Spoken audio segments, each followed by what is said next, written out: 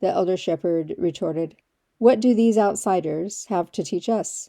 At the most, they have been studying this for maybe 40 years. We have been doing it for 4,000 years.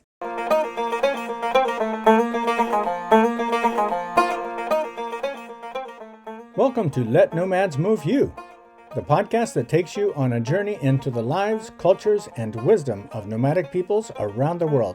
I'm Ron, your nomad guy. For over 30 years, I've walked alongside nomads, learning from their deep connections to scripture, their heritage of mobility, and the lessons they offer for faith, community, and modern life. Trust me, it hasn't always been easy. I've made some painful mistakes along the way, but those experiences have transformed the way I see God, the world, and even my own faith. Each week, we'll uncover how the nomadic way of life can inspire you to rethink your worldview, reconnect with biblical themes, and find fresh purpose in a restless, often fractured world. So, if you're ready to let nomads move you, challenge your thinking, and ignite your faith, this is the podcast for you. Let's go.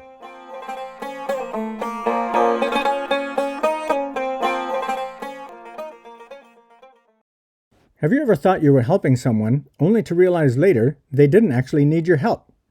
What if the people we assume need rescuing are actually the ones with wisdom we should be learning from? For nomads, autonomy isn't just a preference, it's a way of life.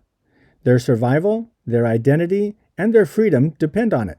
And that means the biggest mistake we can make is coming in with solutions instead of respect. Welcome to Let Nomads Move You. I'm Ron, your nomad guide, and today we're going to unpack what nomad autonomy really means, why it's so deeply embedded in their culture, and how outsiders, myself included, often get it wrong.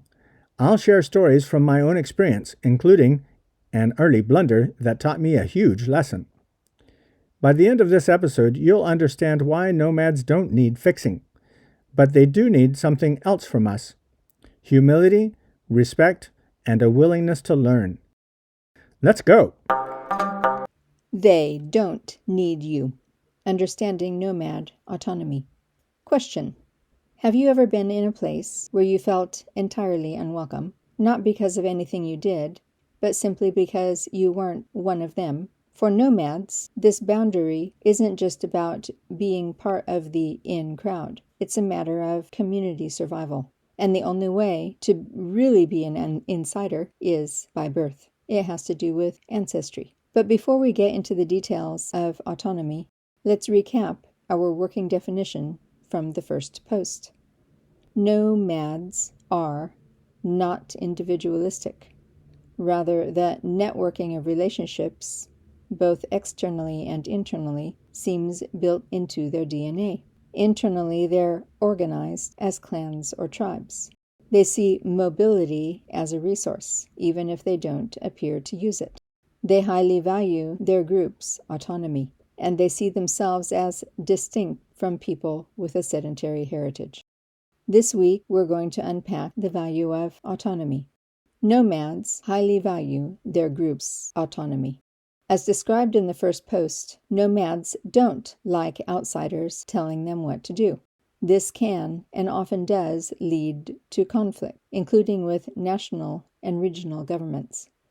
The importance of group independence and resistance to outside control cannot be overemphasized.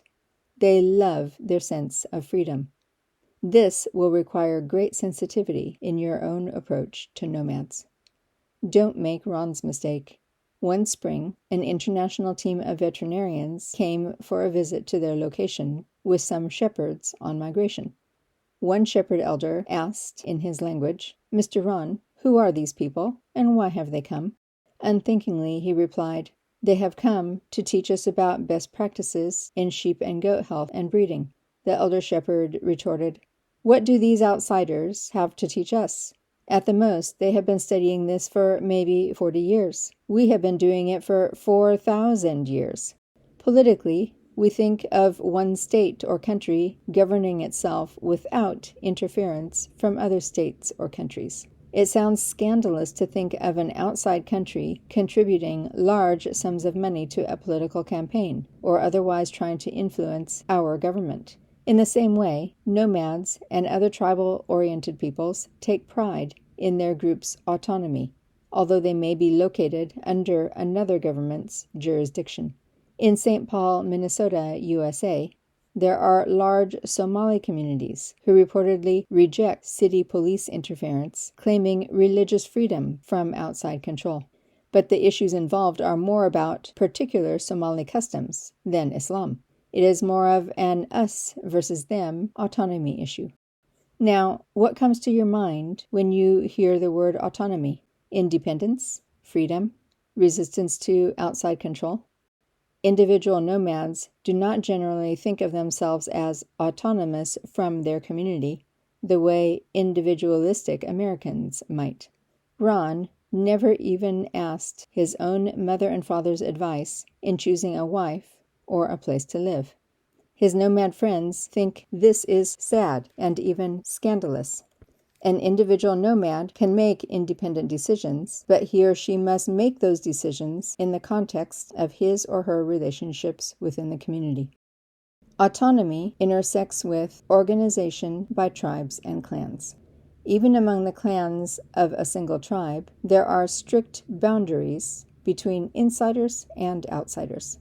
One shepherd clan camped next to Ron's house for the winter. They protected their goats about to give birth and those with newborns in a special enclosure. He had been invited into the enclosure and was observing and asking questions. When his friend from a different clan of the same tribe arrived for a visit, he came only as far as the gate of the enclosure. Ron called for him to come in too. The friend said, "No, sir. You don't seem to know our culture. I cannot come in unless I am invited, and I am not even going to ask." The shepherd neighbor confirmed it. He was not about to let someone from another clan come in among his flock.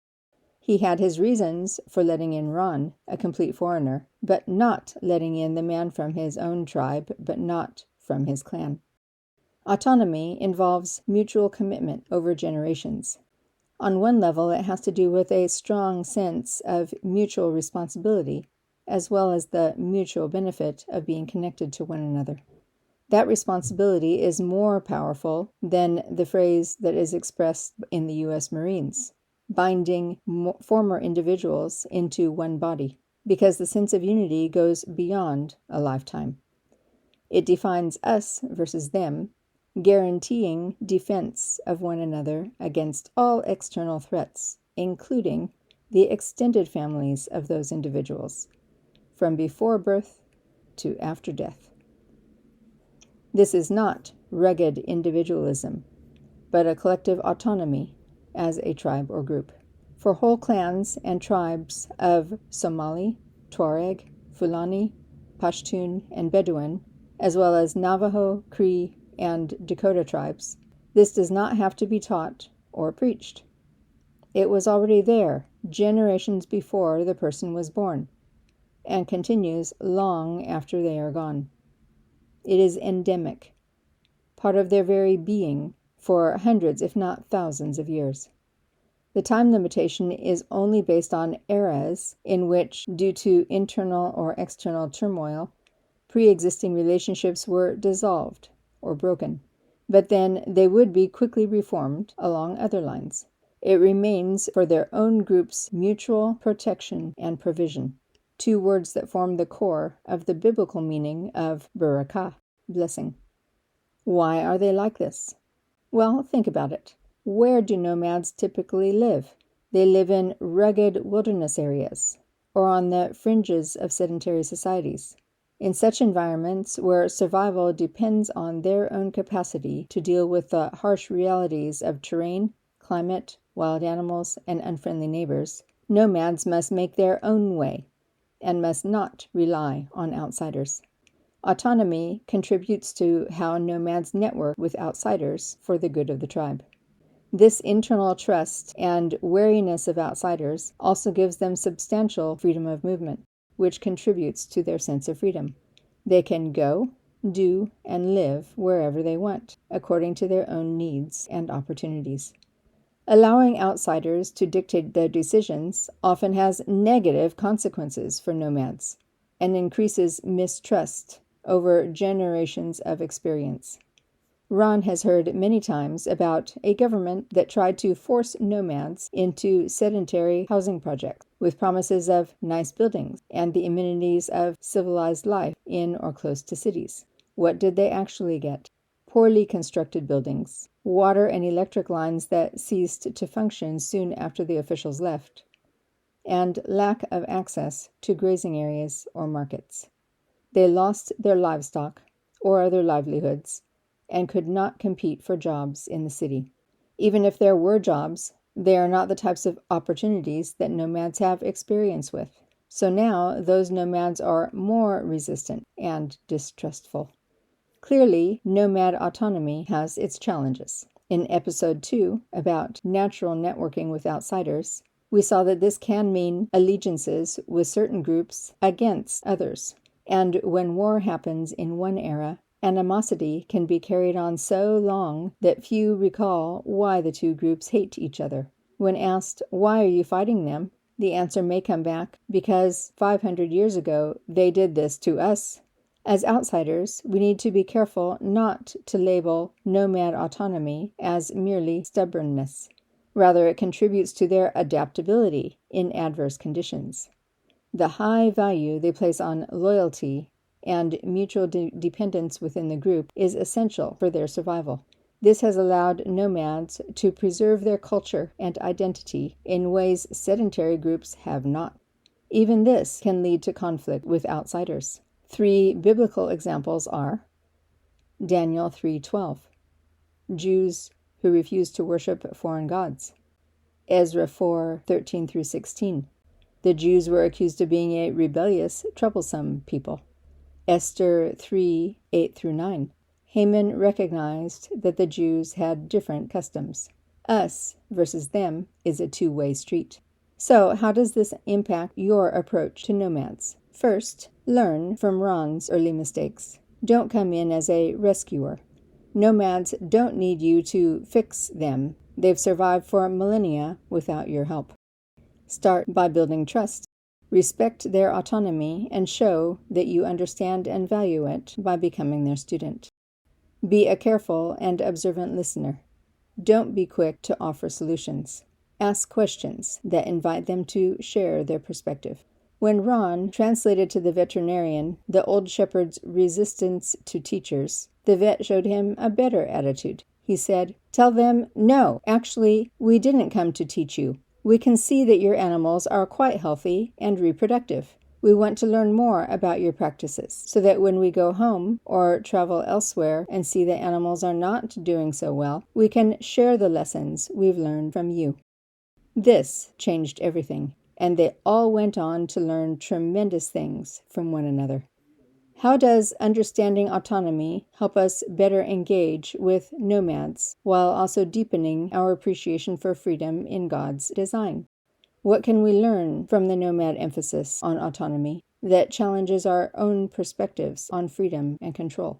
Respect for nomad autonomy isn't just a practical necessity, it's a recognition of their God-given identity, one that is reflected throughout Scripture. Share what you've learned about nomad autonomy with someone today and get their perspective on it. Come back and share it in the comments below. So what did we learn today? Nomads don't need rescuing. They need respect. Their autonomy is core to their identity, survival, and way of life. And if we approach them as students instead of saviors, we gain something far more valuable: real relationships and trust. If this conversation stirred something in you, if you feel called to more than just learning about nomads, but actually walking with them, living among them, and making Jesus known as the Good Shepherd, then I want to invite you to take the next step. Check out Nomad Connect at nomadicpeoples.net. This isn't just a course, it's a launching point. It's designed for those ready to move beyond curiosity into action, and it includes an immersive 5-week journey in Kenya from 16 June to 20 July 2025. You'll walk alongside nomads, learn their ways, and see how Jesus fits into their world. If you're serious about exploring a long-term calling among nomads, don't wait. Seats are limited. Visit nomadicpeoples.net and apply for Nomad Connect today. Thanks for listening to Let Nomads Move You. If this episode made you think differently, share it with a friend who might need to hear this too. And don't forget to subscribe so you don't miss what's next. Until next time, keep learning, keep listening, and keep moving. Thanks for traveling with me on this episode of Let Nomads Move You. I hope it gave you a new way to see the world and your faith. Don't forget to subscribe so you don't miss next week's journey. Until then, keep moving, keep learning, and stay with the shepherd.